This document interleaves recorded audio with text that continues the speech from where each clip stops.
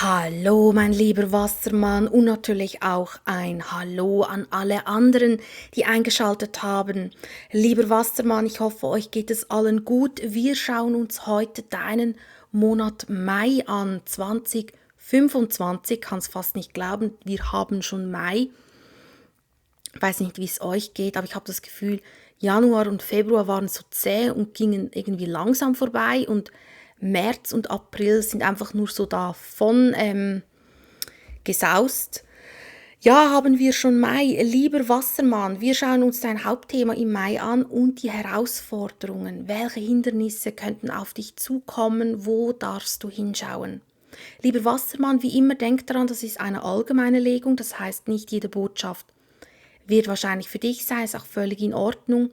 Nimm bitte nur das an, was zu dir gehört und biege nichts zurecht. Alle Infos über die Karten, die ich benutze, findest du unten in der Infobox. Ja, lieber Wassermann, dein Monat Mai 2025. Wo darfst du hinschauen? Was ist wichtig für dich zu wissen? Was darfst du dir zu Herzen nehmen, lieber Wassermann? Wir haben, öffne dein Herz, steigere deine Vitalität und Lachen. Sehr interessant, lieber Wassermann. Ich glaube, Fische hatte das auch, steigere deine Vitalität. So ein bisschen auch achtsam sein über dein eigenes Wohlbefinden. Selbstfürsorge nicht vergessen. Vor allem auch auf deinen Körper hören, auch mental gesehen, wenn du merkst, dass etwas zu viel ist, dass du dich auch zurücknimmst, dass du auch in die Erdung gehst, einfach dir auch so ein bisschen Zeit gibst für Regeneration, wenn du fühlst, dass du das brauchst. Das ist ganz, ganz wichtig. Es kann sein, dass da sehr viel Energie eben auf dich zukommt und dass du deswegen auch den Ausgleich brauchst. Öffne dein Herz. Oha, hier möchte etwas kommen. Es ist immer ein Omen für große Liebe oder für, dass ein Herzenswunsch sich dir entweder zeigt oder eine Chance kommt, dass ein Herzenswunsch in Erfüllung geht oder dass du in diese Richtung gehen kannst. Aber du musst empfangen. Sei bereit zu empfangen. Wünschst du dir die große Liebe? Frag dich selbst. Kann ich auch Liebe annehmen? Nicht nur geben, sondern auch annehmen. Möchtest du Erfolg? Getraust du dich auf die Bühne zu stellen und aus dem Herzen her den Erfolg, den Applaus, jetzt einfach so bildlich gesprochen, zu empfangen? Oder möchtest du dich im Schatten verstecken?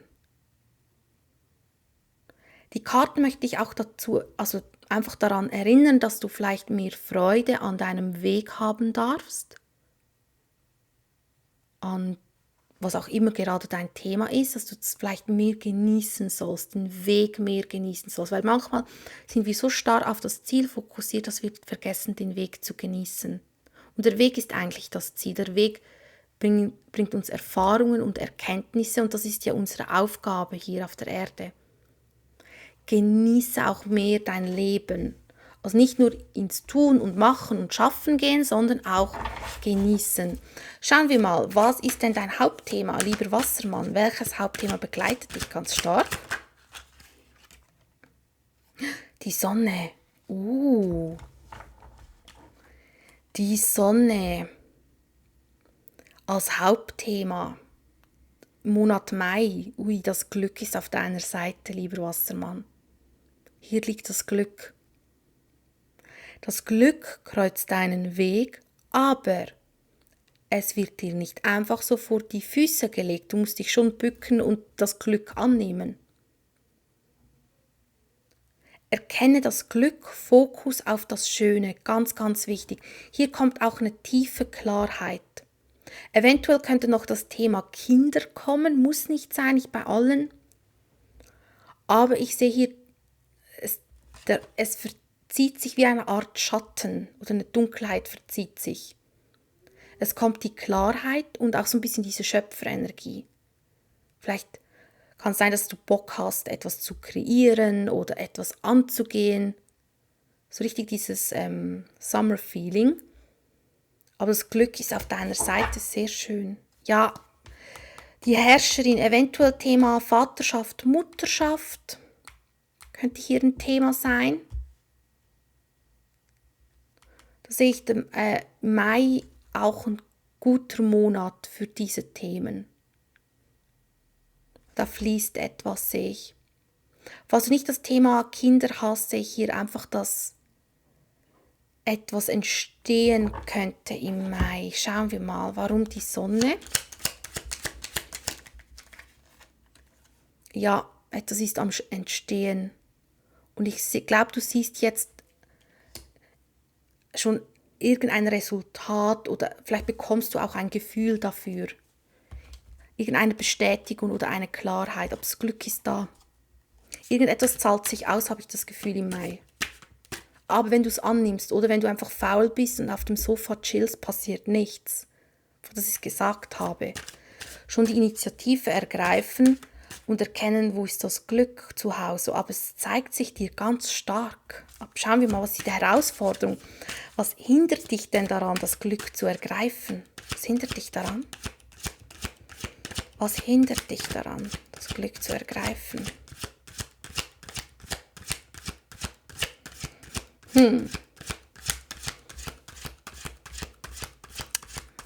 Was hindert dich daran, das Glück zu ergreifen? Lieber Wassermann, was hindert dich daran? So, jetzt, es hat lange gedauert. Ich glaube, die Karte ist nicht so stark. Ich glaube, es ist nur ein leichtes Hindernis, habe ich das Gefühl. Sechs der Kelche könnte eventuell bei einigen ein Vergangenheitsthema sein, was eventuell zum Hindernis kommen könnte. Also falls eine Vergangenheitsperson noch Thema wäre oder eine Vergangenheitssituation und noch nicht ganz gelöst ist, wird es als Hindernis angezeigt. Aber es kam so schwach durch.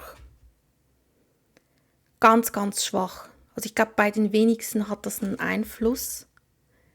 7 der Stäbe, innerer Widerstand, auf seinen inneren Widerstand mal hinfühlen oder erkennen, was es bedeutet. Nehmen wir doch noch eine, die Herausforderung, Wassermann. Kam jetzt ein bisschen stärker durch. Das ist ein bisschen stärker von der Energie. Das ist so eine ganz leichte Energie, das betrifft fast niemanden. Und das ist ein bisschen eine stärkere Energie, die der Magier. Manifestation, ganz wichtig. Lieber Wassermann, jetzt ganz gut hinhören. Fang jetzt sofort damit an, am besten manifestieren oder setze Affirmationen, wirklich jeden Tag. Das ist jetzt im Mai so wichtig. Ich habe auch das Gefühl, es ist wichtig, dass du an das Glück glaubst oder dass du an irgendetwas glaubst, was dein Thema ist, damit du auch, wenn dann die Chance deinen Weg kreuzt, dass du auch den Mut hast, das vielleicht anzunehmen oder dass du es dann auch siehst. Wirklich Manifestation, also Affirmationen machen, positive Affirmationen, da wirklich arbeiten, einfach wenn du merkst, das ist dein Thema. Ansonsten sehe ich hier, dass einige ihre Fähigkeiten unterschätzen, dass da viel mehr Macht da liegt, also viel mehr Talent, als man wirklich annimmt. Also erkenne deine Talente. Und denk daran, ein Talent muss noch nicht perfekt sein. Es wird perfekt, wenn du es anerkannt hast und es anwendest. Was ich auch sehe, ist, dass du vielleicht manchmal das Gefühl hast, dass dir die Hände gebunden sind oder dass dir eine Möglichkeit fehlt oder Zeit fehlt oder irgendetwas fehlt, dass du etwas nicht machen kannst. Das ist eine Lüge. Also Möglichkeiten hast du. Falls du jetzt das merkst, dass du das hast, dass du viel sagst, ja, ich habe keine Zeit oder es geht nicht deswegen und so. Schau genau hin, dann hast du einen Tunnelblick. Oder es ist auch eine Selbstlüge, damit du nicht ins Ungewisse springen musst. Also das könnte auch eine Selbstsabotage sein. Schauen wir mal mit den kleinen Karten, warum der Magier. Ja, etwas kreuzt deinen Weg, aber es kann sein, dass du nicht daran glaubst, dass du es verdient hast oder dass du nicht daran glaubst, dass du das kannst. Also kenne deine Fähigkeiten. Ganz, ganz klar. Unterschätze dich nicht. Unterschätze dich nicht.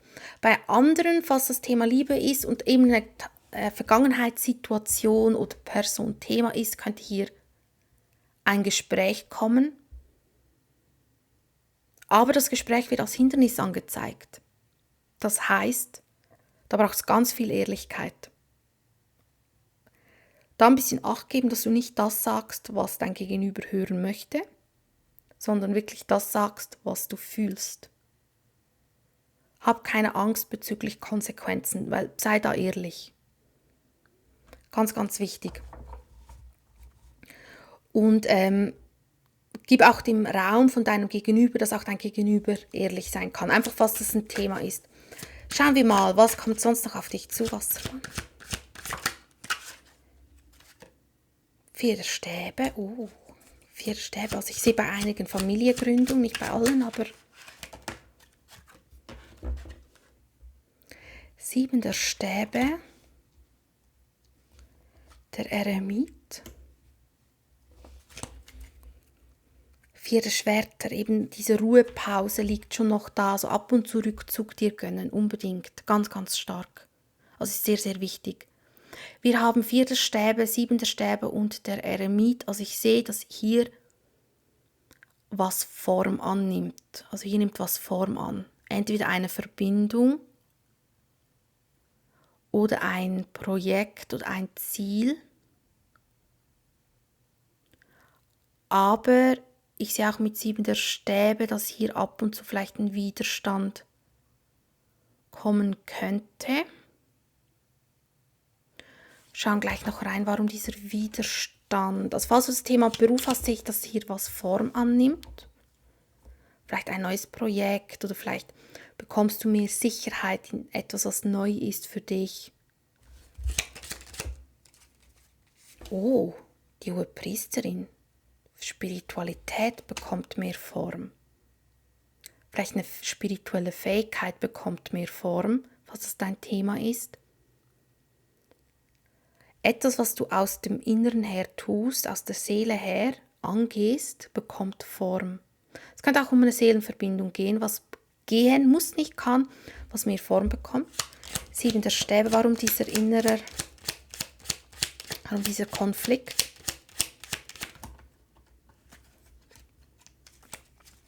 Warum dieser Konflikt?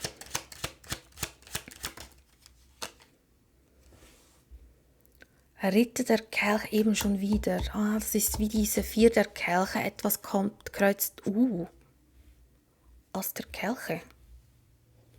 Etwas kreuzt deinen Weg.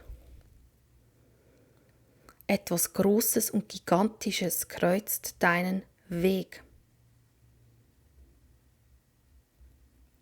Aber du bist dir unsicher oder hier ist eine Art, vielleicht bist du unsicher, weil es eine Komfortzone ist, die du verlassen musst. Entweder eine Komfortzone, dass du mehr aus dem Inneren her sprechen sollst, dich mehr ausdrücken darfst, was du dir wünschst, oder auch beruflich gesehen irgendeine Komfortzone. Ich habe das Gefühl, es ist eine Komfortzone, dass du dir erlauben darfst, aus dem Herzen zu sprechen, dass du dir erlauben darfst, Erfolg zu bekommen. Also hier kommt was ganz Großes auf dich zu, nimmt auch Form an, aber es ist eine Art Hemmung da. Warum diese Hemmung?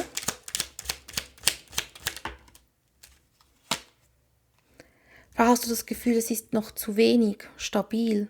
Ist es nicht. Ich habe nicht das Gefühl, dass es zu wenig ist. Ich habe das Gefühl, es ist genau richtig. Und dass es erst richtig Form annimmt, wenn man sich darauf einlässt. Es ist genau richtig. Es bekommt erst die richtige Form, wenn man sich darauf einlässt. Vorher nicht. Das andere wäre eher Sabotage, weil man Angst hat, all in zu gehen. Der Eremit, Jungfrau-Energie, diese innere Reise, diese innere Ordnung, es ist, als wolle sich dir etwas zeigen, entweder eine Art Erkenntnis, schauen wir mal. Jungfrau-Energie, warum der Eremit? Ja, In der Stille findest du eine Antwort. Also falls du unsicher bist oder du merkst, du hast einen inneren Widerstand oder du kannst dich nicht entscheiden, geh in die Stille, weil dann bekommst du die Antwort. Geh in die Stille, weil es geht auch um Balance und vielleicht musst du dich auch noch nicht definitiv entscheiden, setz dich da nicht unter Druck, geh in den Rückzug und dann geht der Druck auch ein bisschen weg und dann kannst du dich viel eher entscheiden. Oder siehst du auch diese Sonnenenergie eher. Das Glück, weil das Glück liegt ja da, also ergreife das Glück. Was ist der Rat, lieber Wassermann, dein Rat? 6 der Stäbe, zeige dich. Also falls du das Thema Beruf hast, zeige dich ein bisschen mehr. Stell dich auch ein bisschen mehr vielleicht in den Fokus, Mittelpunkt. Zeige dich mehr, deine Fähigkeiten, nicht im Schatten verstecken. Falls du am Überlegen bist, ob du an einem Wettbewerb mitmachen sollst, die Antwort ja. Also klopf dir auch selbst mal auf die Schultern, also zeige dich mehr, schätze dich mehr. Ich habe das Gefühl, etwas wird wie zurückgehalten. Beruflich gesehen ganz stark, wird sehr, sehr viel zurückgehalten und du darfst dich mehr zeigen, viel mehr zeigen. In der Liebe habe ich das Gefühl, dass du dort einfach klarer deine Wahrheit aussprechen sollst. Dass du mehr authentisch deine Wahrheit sprechen darfst. Viel, viel mehr, also viel authentischer. Verbiege dich nicht, ganz, ganz wichtig. Verbiege dich nicht. Was liegt im Schatten? Wo darfst du mehr den Fokus halten? Wo hast du vielleicht ein bisschen zu wenig Fokus? 9 der Münzen, ja, Unabhängigkeit, Erfolg. Und Ritter der Kelche schon wieder. Also Ritter der Kelche ignorierst du einfach irgendwie. Oder du nimmst nur so halbe wahr. Ich weiß nicht, was das ist, jetzt Ritter der Kelche. Vielleicht nimmst du es schon an, aber noch nicht so ganz all in. So ein bisschen, aber nicht richtig. Nimm es mehr an. Also schau ein bisschen Ritter der Kelche mehr an. Nimm es bewusster wahr. Was auch immer das hier ist. Kann auch Liebe sein, kann eine Chance sein, eine Idee, eine Möglichkeit, was auch immer. Oder eine Fähigkeit, weil wir ja hier den Magier hatten. Und Fokus mehr auch auf Unabhängigkeit, auf Freiheit. Denk daran, lieber Wassermann, du bist das Sternzeichen. Das finde ich so interessant beim Sternzeichen Wassermann. Wassermann ist das Sternzeichen der Freiheit, aber auch der Gleichgesinnten. Das heißt, der Wassermann kann sich mit Gleichgesinnten verbinden. Er findet Gleichgesinnte und kann connecten. Und dennoch ist der Wassermann frei von der Energie her. Und das heißt, er ist in der Gesellschaft, ist auch das Sternzeichen der Freundschaften und dennoch ist er frei. Also Freiheit, ganz, ganz wichtiges Thema, Unabhängigkeit. Und vor allem, wenn du das Thema Beruf hast, darfst du wirklich ein bisschen mehr wollen. Ja, lieber Wassermann, das waren die Karten. Ich wünsche dir alles Liebe und alles Gute und bis zum nächsten Mal. Ciao.